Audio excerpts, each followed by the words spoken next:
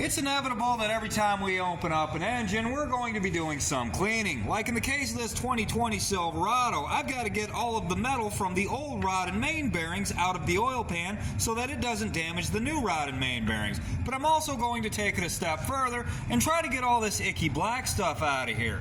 But what is this icky black stuff?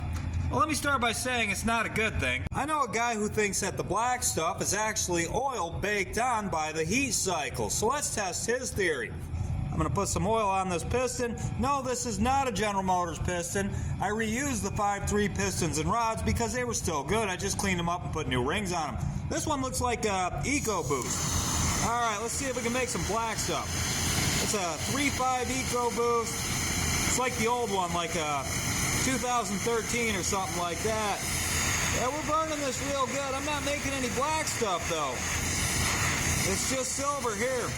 So I don't think that's what the icky black stuff is. One would assume because the oil turns black, the icky black stuff must have something to do with that, and they would be correct. If you were to run in your vehicle two different oils in the exact same conditions for the exact same amount of time, how would you be able to tell which one was the best? The answer to that question is the one that turns black the quickest. The job of the oil is not just to lubricate the engine. It has to clean the engine. One way your oil cleans is it accumulates impurities and holds on to them. Never lets them go. Unless they're ripped out by a filter, it hangs on to all of the impurities. And that's where the oil gets that color. But what is that impurity? You can find it in the exhaust too. This is carbon and soot. This is left behind by the gas that's burned up in the engine's combustion. But isn't the combustion sealed on the other side of the piston? How does this stuff get in your oil? Well, even the best sealed engines aren't always the best sealed. When your engine's cold, all of the metal inside of it's a little bit smaller. It expands with heat, so they make it a little bit smaller, so it's the right size when your engine's at operating temperature.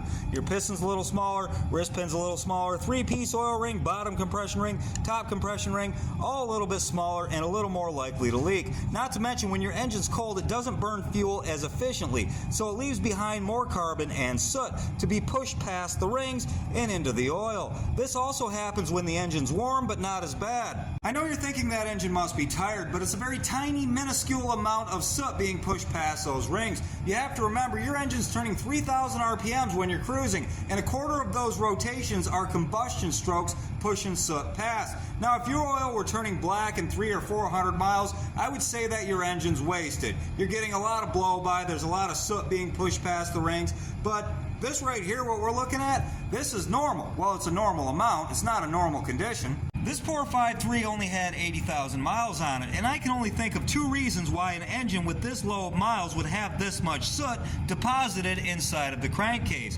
One is they had good oil in it, it accumulated as much of this soot as it could, and they never changed it, so it started depositing it all over the inside of the block. Two is they ran really crappy oil that didn't clean at all. When they drained it, it probably came out amber colored. That's not good. You don't want that. At this point, you know the black stuff is carbon and soot, and you have the gist of how it got there. There are some things with certain intakes, EGRs, and positive crankcase vents, but it's still exhaust getting into the oil. There's nothing left really to talk about there. But I did want to say, when choosing an oil, never go with a store brand or anything that's meant to be long-lived. Matter of fact, there are only 8 brands that I trust in my vehicle, and 4 of them are so outrageously expensive, I could replace my truck every 6 months with what it would cost to change the oil. The other 4 I'm not really going to talk about because I'm not backing a horse I can't ride. I don't get paid to advertise. You're going to have to figure that out on your own, but it is research worth doing.